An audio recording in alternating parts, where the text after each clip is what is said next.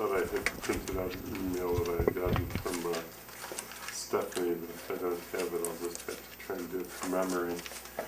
She'd send me an email telling me what the select board vote was. You may know. It was 3 to 1 to 1. Right, 3 to 1. Yes, 3 in favor, 1 abstaining, and 1 opposed. She gave me For the. which one? It was 311.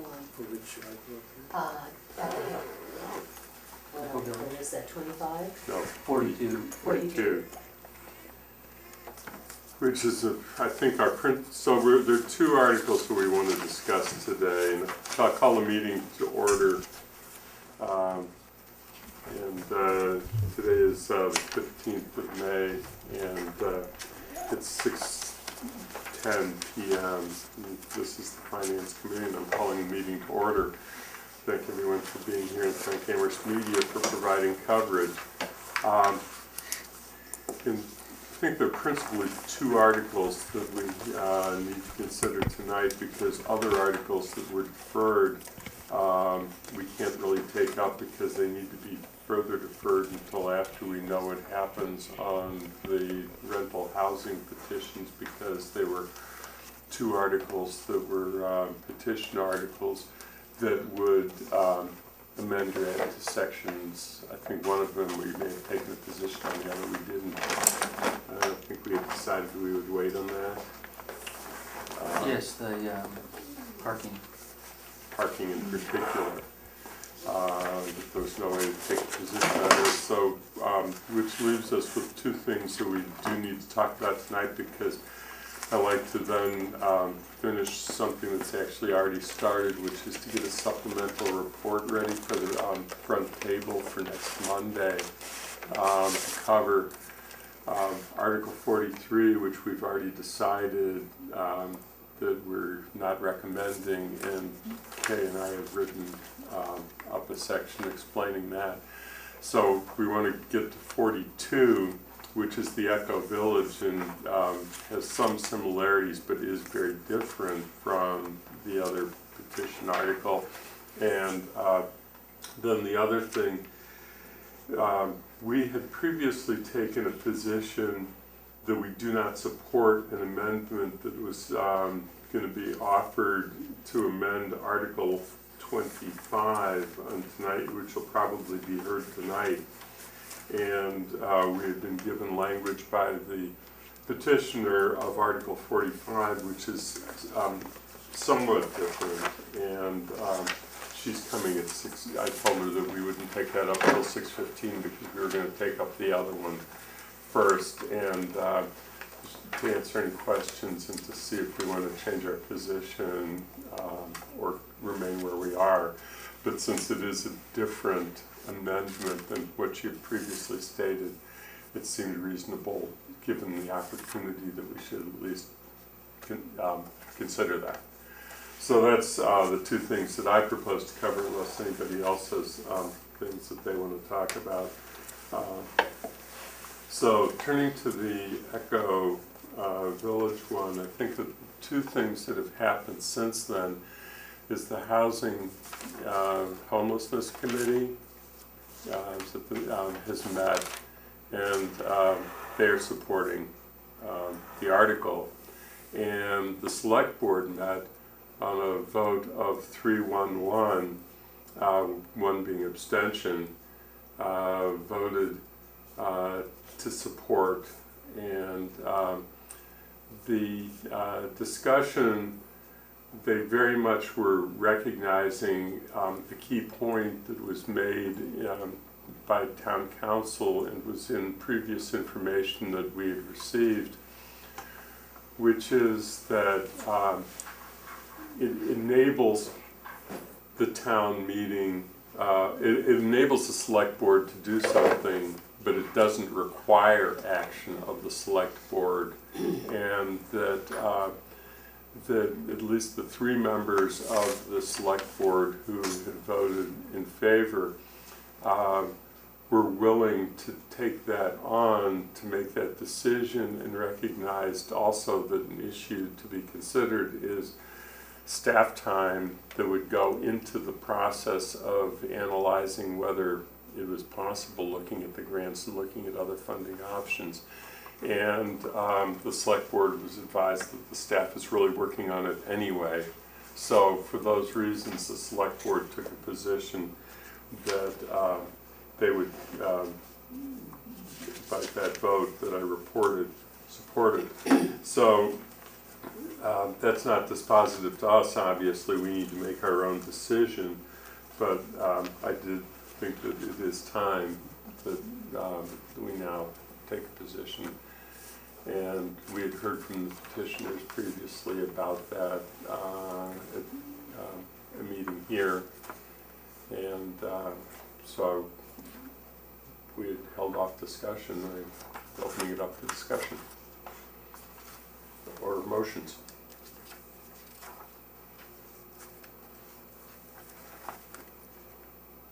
I would just say one thing if I could. Yes. So as the warrant article is framed now, and as the select board voted on a motion that was presented to them, this authorizes the town to take property in whole or in part, and in part means as little as purchasing a affordable housing restriction on the property. So there are several scenarios under which this could move forward if this article passes. One is that the town could take the property. I think that is a very unlikely scenario for a lot of reasons. One is that I think taking is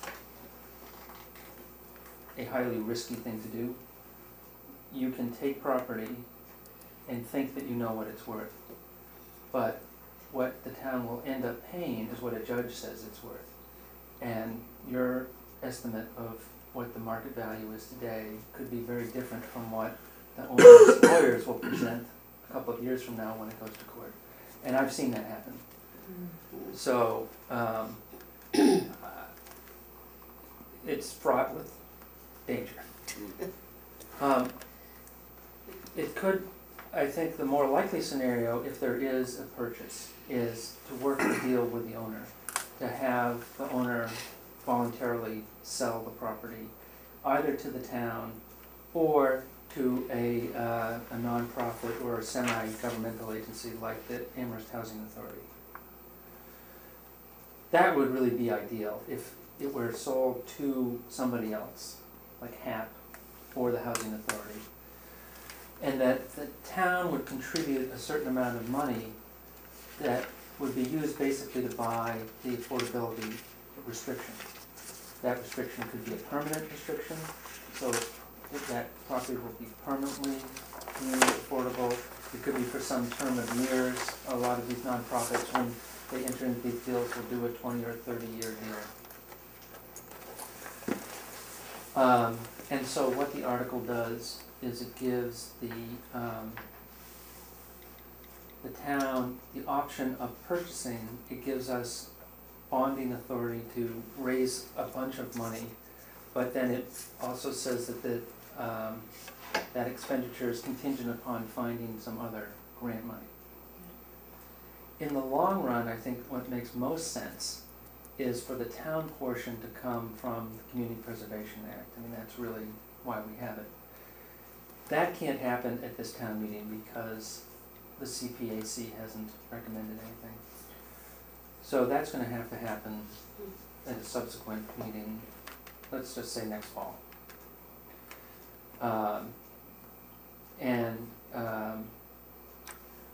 So that leaves time to try to pull financing together for these nonprofits or the Housing Authority, whatever, all of whom have to go through. The Housing Authority hasn't even discussed this as an entity as to whether they would be interested in purchasing the property, so it's early on in the process for them.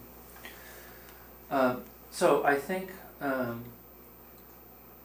want to just make 2 points from all that. One is that the article as written, if it were to pass, does give the select board a lot of authority to do things, and as written, the money that's on the line from the town is general fund money at this point. It's not CPA money. It's my assumption that if something gets worked out down the road, there'll be another article at another meeting where CPAC will come forward with a recommendation, and then it will be CPAC money that will be on the line and not general fund money. Because the article is so, I think that's what the finances look like. With the article is written, it's pretty wide open, and it does create a very big potential liability for the town. And I would advise it might be worth the Finance Committee saying something about that.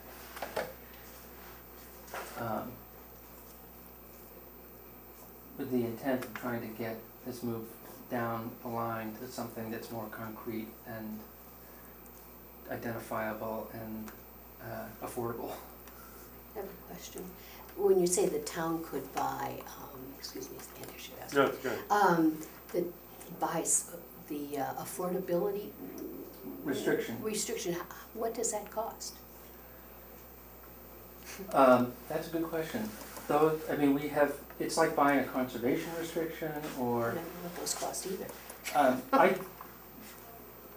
I think there are ways to do analysis to show what the difference between market rate and affordable rents would be, so what the gap is, or frankly, I would confer with people like Dave Zomack or Nate Malloy about how they value those things. I think there are ways to do it. So there would have to be a process to figure out what that is worth and make a recommendation to CPAC to say, we think it's worth $100,000 or $200,000 or whatever the number is, to have this be permanently part of our affordable housing stock. Okay. Can I follow up with this, Andy, so I understand what we are? So the town says we want to buy this affordability, whatever. And the owner maintains his right to own that property, but we buy this affordability. Well, it Right. could be I that don't the understand current how this owner maintains title. It's more likely that what he would want to do is sell the property to the housing authority or to a nonprofit like HAP, and then have them run it, but have the town be secure in the knowledge that it will stay affordable by having a restriction put on the deed saying that units have to stay affordable. But we're still talking about 2-point-something million. So what happens to that? The 2-point-something million, the bulk of that would come from a variety of sources, grants. There are tax credits that are out there for investors to come in and invest in places like this where they get a nice federal or state tax credit. I don't pretend to know all the details of tax credits. So there are various grants that are out there, housing trust funds and so forth, that are specifically set up. The state buys or gives money to cities and towns all the time to create affordable housing.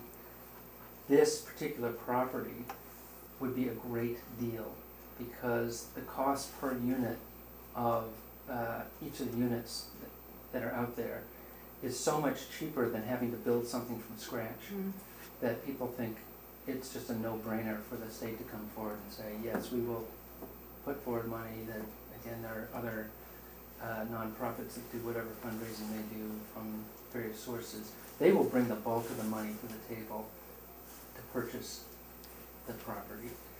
It may be supplemented with a small amount, 10% maybe, from CPAC to have this affordability restriction. But the bulk that is going to come from these other sources. Thank you. Sure. Good. The article commits the town to spend up to $450,000, if I did my math correctly. I think that was the original 15% of the original $3 million. Right. I don't know what the motion's going to be under this. I think the motion is going to be $2.5 million, because that was the the thinking is that the property consists of 2 buildings, only one of which has housing in it, the other which is an office building. So there's no reason to buy the office building. Yeah, Janice?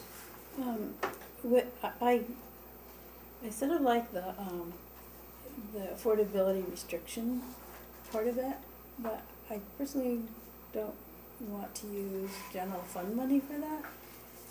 And I don't think the town should be in the business of being a landlord either. So I guess I was wondering if we can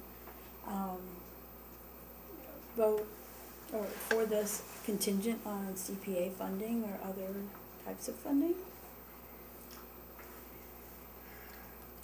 Yeah, it's the Anurag was next 9K, unless you want to respond to that, Kate. Yeah, there's a question out on the table, so. Yeah, Kate, you I mean, my response to that, I guess, would be that in some ways what Sandy was saying is that you wouldn't really need, town meeting wouldn't necessarily need to do that because town meeting has to come back to vote CPA funding anyway.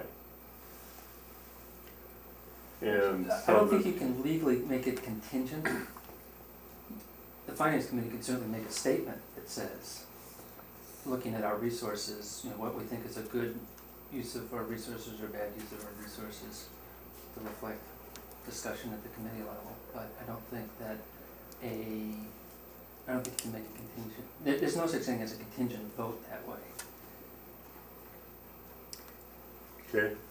And then If this article passes, it essentially gives the select board permission to negotiate all this and commit up to $375,000 of town money, which would include CPAC money. But not all of it is CPAC. What? But not all of it is going to be CPAC. I don't know. Well, I don't think know the 15% would be, 375. well, actually, they couldn't commit they couldn't commit CPAC funds, only town meeting can commit CPAC funds Right. upon recommendation of the CPAC committee. Right, So the only thing they could commit to is general funding. right. but that's the only thing, and that's what's before town meeting now. Yeah, A vote up or down Right. on what is town money. but it is, and CPAC money is town money too, Excuse so, me, general fund money. But yes, but, then the other 80% would have to be, was it 80, would have to be assembled, 85, would have to be assembled from various sources, which I imagine would take quite a long time. Yes, maybe. I mean, it could Months. be it could be 6 months, it could be a year. Yeah. And meanwhile, the owners, have people talked to them? Him? John Masanti met with Jamie Chirwadi last Monday, a week ago Monday. There were no commitments made. There was an expressed willingness to continue to talk. So there was no definitive yes or definitive no.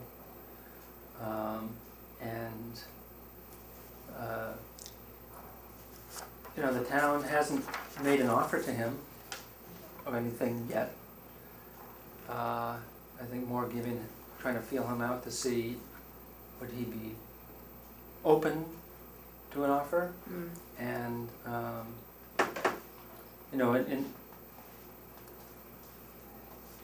and then he's got to make up his mind. Is he going to listen? Is he going to stop eviction proceedings, which he's moved forward with? And, Right, yeah.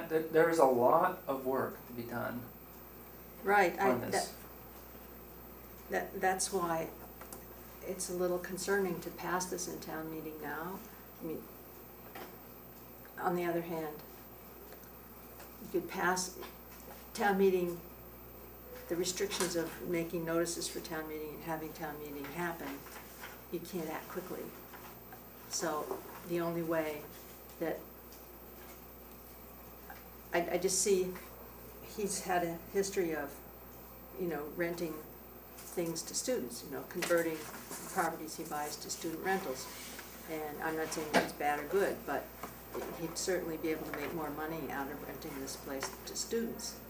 So I'm just wondering whether he'd whether it's even likely that he would wait the length of time it's gonna take to work out a deal to acquire affordability restrictions on this property. So, I don't know, it would be nice to have it for affordable housing, to preserve it that way.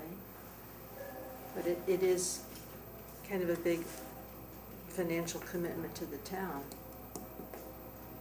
Because the 375,000, I don't know if that would be the end of it. We have to go to another town meeting, but.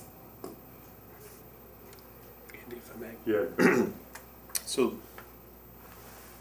first of all, sort of piggyback on that last comment of yours, which is a concern of mine as well, is that I think that there are some longer-term costs if we own it, whether it be housing authority or anything else that should be considered. Again, I think you're right. I mean, it's you know, as far as affordable housing, you know, you buy pre-existing, like you say, you don't have to build from scratch. That's can be very cost-effective in a way. The other question I have on it, for clarity's sake, is that by and this gets again sort of the willingness of the owner to do anything, but this in no way prevents the owner from doing whatever actions they want to take. In other words, so if they're proceeding with eviction proceedings on people by virtue of their rights as it now stands, this doesn't prevent that from happening. No, it doesn't, and frankly, depending on what ultimately happens with the property, let's say it is bought by the housing authority or a nonprofit, there's a restriction put on, the state approves that affordability restriction. The state puts money in based on that. It isn't clear. It's pretty clear what that the state has an interest in keeping units affordable. That doesn't necessarily mean, it may mean that they have to then open them up to people to apply for those units. So there are, there's a lot of, or it could be, we've also been advised that there may be ways to keep the current tenants there. There are a lot of unknowns about what will happen with this. But I just mentioned that because you mentioned the eviction proceedings and so forth. So I kind of sort of want to separate the issue of any particular people being affected at any particular time versus what the town might be buying in the long run. Right. Yeah. But again, the Janice? question, I'm sorry. I started looking a little bit at that housing study that somebody gave us the other night. Yeah. And it mentioned that Rolling Green was coming out of affordability the end of 2013. So if we do this for Echo Village, are they going to want the same kind of plan? I can't speak to what they want.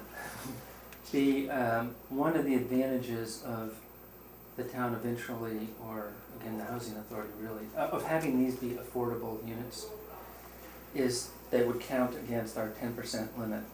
They currently do not count toward our limit, and the 10% limit, just to be clear, is under 40B, if you don't have at least 10% affordable housing units in your community, then a developer can come in and bypass a lot of the zoning laws and build big things that people may or may not find appropriate. So there are a lot of reasons that it's important to keep that 10%. The current building is not restricted, it just has tenants who have housing vouchers, but that doesn't count. So putting this in the mix would help, particularly with losing the Rolling Green. I don't know all the numbers as to what gets us up and down in the 10%, but that is generally the idea. And frankly, I know there is concern about the Rolling Green, but I haven't heard specific proposals. Dave Tomac might be able to enlighten us on that. Could I follow up on that? I because it's Sure. relevant to that. I thought that we were told at one time that the town was working with Rolling Green to keep some of that in affordable housing. Am I mistaken? I do not, I just don't know. Okay, I have not been part of those okay, conversations. but so it might be David. Yeah. Okay, Yeah, that, again, Rolling Green is one of the concerns that I have. If we expend money on this project, does that mean we won't have money to do whatever might be needed to preserve some of the Rolling Green, because it's a much bigger number of affordable units there. What, do you have the numbers? No, I don't have it, I mean, I've seen them, I don't have them, but it might even be in that housing report, which I do have somewhere here, but I'm not gonna look through it right now. But it's And I'm hearing what everyone said, and I probably would say much of the same. I think since there's so much unknown, I'm uncomfortable supporting this article. I think I would like more of a plan, something a little more substantial. If it came back in the fall, that would make some sense. We'd have an idea. If there is money out there, if the state would help, I mean, that's 6 months anyway. So at this point, I'm really uncomfortable with the motion, yet I really see the need, for affordable housing in town. yeah. I found the email from Stephanie where she explained the select board position, and basically is that the majority was persuaded that it's a strong way to send a message that the town wants to do whatever it takes to compel a solution, and the town council has advised that passage of the article doesn't compel specific actions by the town, and therefore it could help influence the owner and potential funders without tying the town's hands. That's the select board's perspective on it. I think what it really comes down to is the select board was in a position where I think that they were sitting there as individual members, knowing that they would not vote to do something that's going to bankrupt the town, such as going forward with an unfriendly eminent domain proceeding. Town meeting, we have to advise town meeting that it's not in that position, and I think that's probably where the key difference is, because we are independent bodies looking at it from slightly different perspectives, and I understand and I'm sympathetic with their solution. I think that the other thing that they were recognizing, probably though it was not stated in that email, is this whole thing with CPAC, that if you do this and then say, however, we're not going to commit any town general funds to it, but it will give an opportunity to push the negotiations along and then allow CPAC to come back together and consider it and fund it, the funding would actually come from CPAC, or we won't take it to go forward, and of course they're in the authority position to do that. That's another element, but of course that one doesn't, to me, entirely make a dispositive case, because CPAC can only be done by town meeting, so it has to come back to town meeting, so we need a special town meeting to get this done under those circumstances anyway. And I think that's really what we're realistically coming to, is the fact that if we want something to happen, which we probably all individually do, you'd need CPAC funds to do it, and we'd require another special town meeting to take that action, and therefore the only benefit to doing it now is this send a message, and is that an appropriate reason to pass this? It's still the financial implications for the town, that's our role. That's right, and the financial implications to the town only come about if the select board takes the authority that they would be given and does something with it. yeah. Yeah. I just to follow up on a technical thing, if that's okay. Yes, go ahead. Okay. Once we grant this authority, though, there's no time limit on this authority, is there? So in a sense, it could go out 2, 3, 4 years, which could be a whole different select board at that point. Right, the only way it would go away is if at some point town meeting voted to rescind the authorization. Right. That's what I was thinking as well. So that's another concern I have. Not that I have expectations that it will, but we often have things come before us, and we have, we've had this at JCPC with recommendations, where it's not that anybody's unsympathetic to the particular proposal, but that it's not developed well enough to vote with any kind of confidence. So while I fully understand and recognize the power and importance of sending a message, I'm a little trepidatious. And I think we can say that in our statement to the meeting, is that from a purely financial point of view, this is a tough thing for us to get behind. I mean, that's certainly where I'm at right now.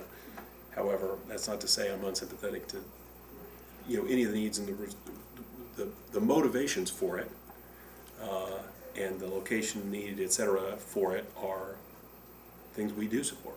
Yeah, I think we all, at least certainly I would be inclined, but it's not quite mature enough to, with the authority that it grants, the time limits that it, time frames it has. I'm a little too uncomfortable to recommend it from a purely financial standpoint. Yeah, I'm gonna, one more comment, and then need a motion. All right, so we need to be live. And I hear, I understand what the select board is trying to do, but I think that sets a bad precedent for the fact that, well, they don't have to do any of that that's in the article. It will be up to the select board at the time, whoever that may be. And I guess I'd like to know when we vote at town meeting that people are going to carry through on what we vote on and not just let it be, well, we can't do that now. I think that doesn't sit well with the electorate. I really think that I understand what they're trying to do, but I'm uncomfortable with that. Okay. I'm really in sympathy with the idea of purchasing an affordable housing restriction on this property. I think that would be a good thing to do. I'm just concerned that, again, as Doug said, there's no proposal yet, and we don't know who's going to come up with one. And the other thing that concerns me about it is the eminent domain part. Yeah. I don't think it's a good idea to propose. I know it's sort of like boilerplate in these kinds of articles, but I think in this case it's particularly inadvisable, because we could get into serious litigation if it goes forward. And at this point, if we voted, if this article passes, it's then kind of open-ended what the select board decides to do. I'll make a motion if you want to. Okay, can you write this out and make a motion? I make the motion that we not support this article, and that's it. But then to follow up on that whoever speaks to this talks about our dilemma and the fact that it needs to be.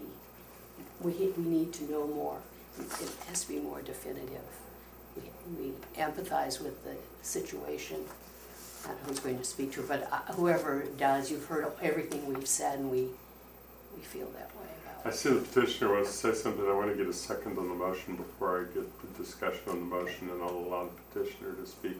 I'll second it. Okay, so the motion's been made by Mary Lou and seconded by Janice. Yes. Yeah, come up to the Yeah, camera. come on up. So be on camera.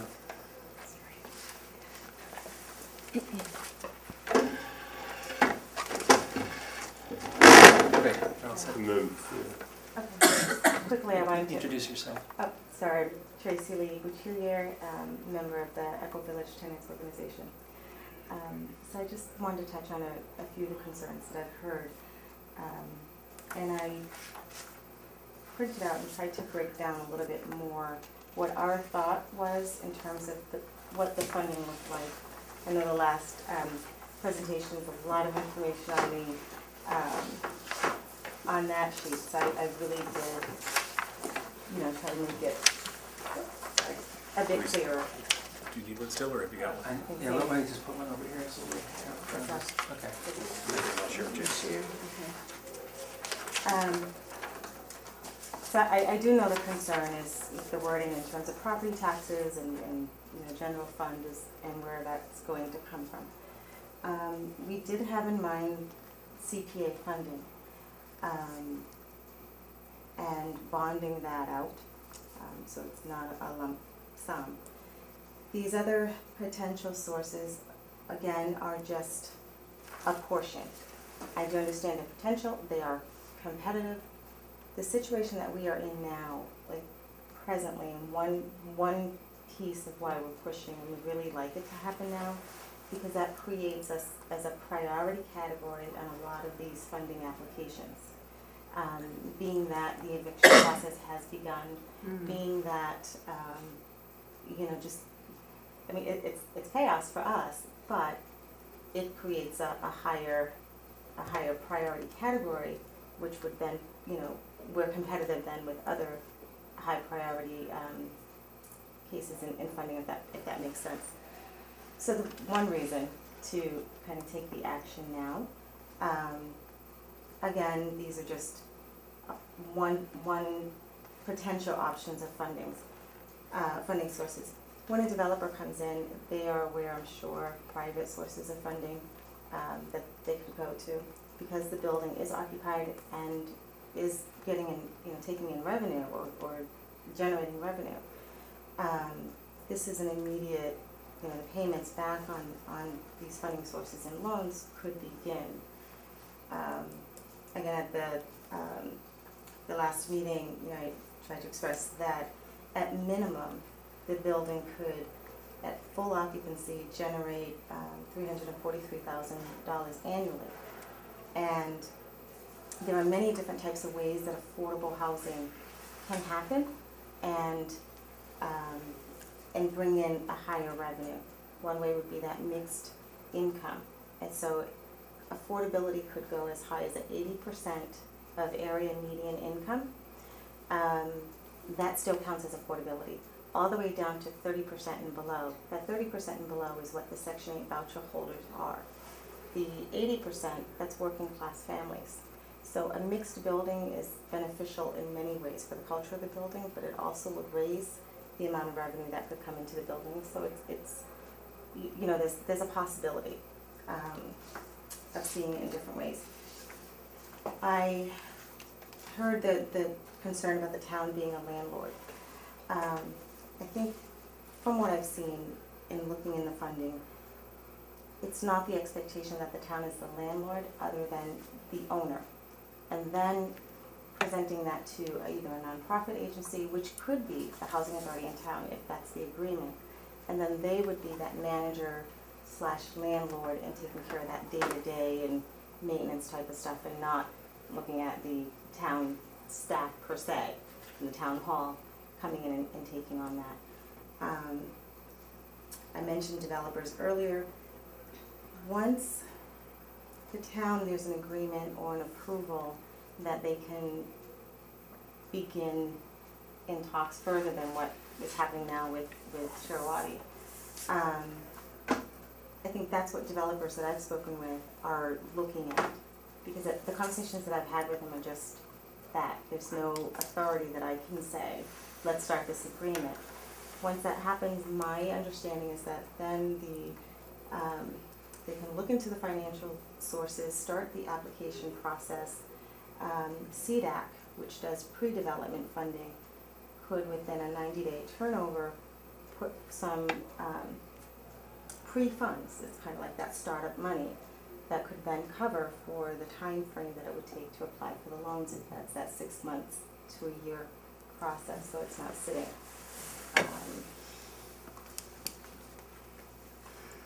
And so one other thing I just wanted to touch on, I know Bowling Green was brought up. The difference with us is this percentage, affordability percentage that the town counts and uses towards their 40B. There also, when I looked up the funding sources, there are different options for Bowling Green in terms of, because they're an expiring use property. So some funding sources are there to provide incentives for the owners to continue, whether it's tax break or credits, or there's just a different type of funding that and options for them. So I do hear the concern. This would, if the agreement for the deed restriction, that's what would put us in that count, but at this time we're not, and so funding sources could be a little bit different. Some of them could be the same, but a little bit different. I think that I do want to, I have to try and see if we can move this along, because I wanted to at least get to an amendment on a petition on something that's going to come up tonight, and that's the article Ms. Green was there about. So I need to be quick about this. The discussion before you came in was about several other elements to this. One is that it's not something that we normally do to take this kind of a proposal to town meeting until the funding has been lined up. Secondly, it gives it eminent domain authority, which is not, can only then be revoked as authority by a future town meeting, and leaves this eminent domain authority out there, which could be quite costly to the town, because the amount of eminent domain is whatever a judge says it is, and not what the town thinks it can afford to pay. So eminent domain is a highly risky thing to do, and not something the town has actually done, certainly other than by a friendly negotiated amount in anyone's memory. And the third is that because CPAC is not a funding source that's been committed and can only be committed by the town meeting, by a future town meeting on recommendation, it has to come back to a future town meeting anyway if it is CPAC. And in the meantime, this action, if passed by town meeting, puts general funding out there as an option to be spent without any further action of the town meeting. And you know, whether that's something that the Finance Committee could advise. Those are the problems that we had discussed. So I wanted to tell you that because I didn't want you to think that we were just reacting on the issues you brought forward. But we do have a motion on the floor that's been made and seconded, and I didn't know if there's further discussion on the motion. Let me just put one more. Real quick. When we were in front of the actually in the Housing and Sheltering Committee as well as in the Select Board, they did indicate that that is, again, also not the first choice I want to look at. I do understand it's a risky and it's a scary thing for the town, and I do understand that. A comment that the Select Board liaison to the Housing and Sheltering Committee had said is kind of trust the Select Board that they're not going to do something that's not good for the town. And I took that to mean they wouldn't make a decision like this lightly. They're not anticipating having to go that route, especially with Trail Line. And let me just give you the quick response, because we did discuss that, because I really want to get on to the other item for just a few minutes.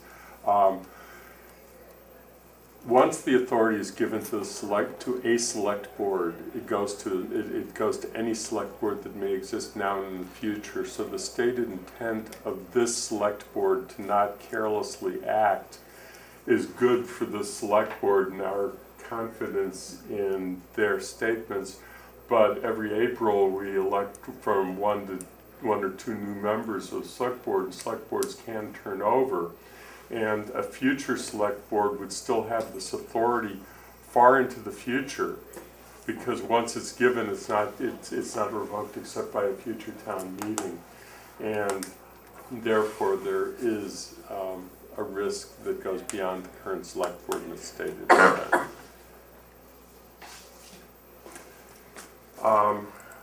Other discussion on the motion. Hearing none, all in favor indicate by raising hands. Hate to raise it. I'm reluctant to, but I'm going to. So it's 6-0, one member absent.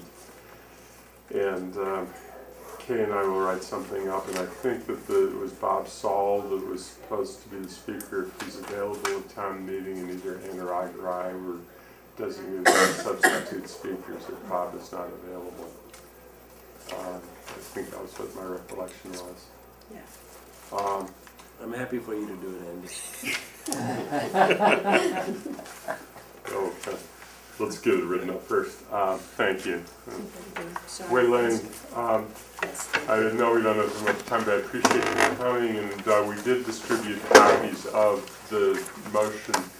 And I think that the question that we need to jump on real quickly, because we're running out of time, and I apologize for that, is how you see the amended motion as being different from the motion that you previously presented to the committee. The motion here is the amendment. Because there's so many iterations, I can't remember which one I presented to the finance committee, but this is the one, our final language. How does it differ from what you originally presented? Yes, I can't remember Yeah, which I one think that gave it. the original was, when you met with us, it was essentially to substitute Article 45 language for the other, because you hadn't written anything else yet. Originally, that's what, Because it's been some time since you were before the Finance I Committee last. can't remember, but that was, we were talking about substituting, we were talking about amending Article 25. And the language was similar to what we have here, but in terms of substituting 45, I can't remember. And my apologies, but this is our final language. The other thing that I had trouble with was I was going through the original proposal that came from the CDBG proposal and trying to match it, and Craig's Doors Home Association, Inc.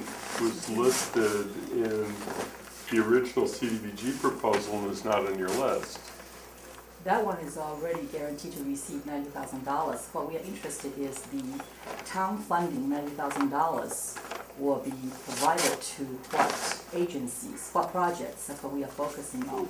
So the $90,000 we believe is town funding, so town meeting should be involved, have a say. So if you look at my language here, basically the first four, 1, 2, 3, 4, is recommended by CDBG. If you look at this amended language here, okay, and the fifth one, down to 8, they were not recommended by the CDBG. However, Mr. Nusenti recommended number 5. He added that to the list. So our question is, it's not recommended by CDBG and this is town money. So if Mr. Nusenti could suggest to town meeting, let's add number 5. So what we are doing as Housing for All is to bring to the town meeting, how about consider the immigrants, number 6. How about consider the people who don't have a high school diploma want to further themselves, number 7. How about considering people who are striving for permanent housing, not just a shelter, number 8. So that's our intent, to supply funds for these projects submitted. Okay. When we talked about this before, which was on April 11th, we ended up taking a vote to oppose amending Article 25 to specify which agencies would get funding. And so I think that vote would stand, because this would specify which agencies would get funding. And the other thing is, the reason for having this article separate article for $90,000 out of reserves for social service funding was in case we don't even get the minimal CDBG money. Well, from listening to the town staff in the email exchange, it's certain that they are to receive the transitional funding of $90,000. So this is an additional $90,000 that you're proposing. See, that was presented to us by the town manager as an up to amount. Up to amount, That yeah. he would ask for the authorization, he wasn't required to spend it. So with language part, it's basically the same. You see the town will appropriate transfer 90,000, and that's the same language as in Article 25. The only difference is the italicized part. But there's a difference in intent too, because the intent as expressed by the town manager was to have it available if needed, as opposed to have to allocate it. the intent, you can tell from the Article 25. So Article Amendment to 25, it's the same language. I have to be there at the beginning of town meeting because I'm the one who's introducing the chancellor, and that's the first item. I just think we should stay with the vote we already took. Right. Because we did specify, we did take a vote saying we don't want to specify agencies in that article. I believe you voted to not to support Article 45, that's what I That's true. recall. And then But we we voted also, the amendment. we Yeah. also, on April 11th, we voted to amend, we voted to not recommend any amendment to Article 25 that would specify which agencies are covered. So why don't you make a motion? Why? Well, I don't think we need need to. We already did it. Oh. We already did it. I think that's Kay's point. It was a reason. I don't remember the meeting I attended, was it April 11th? Yeah, You had the flu at the time. Oh, Yeah. yeah. my tongue was sick. Yes, right. you did in fairness send me an email afterwards, which I sent a response to, I believe, that said you weren't feeling well that night and you needed help in even knowing what happened because you had problems Hearing, hearing so at the it's- time. And We're all we stuffed up. were a little confused ourselves, so we discussed another part at a later meeting, but not that, because that was a very definite vote. We really should get into that. Yeah, Thank you very much, everybody. so I will call the meeting Thanks, adjourned Riley. at 7 o'clock. Thanks.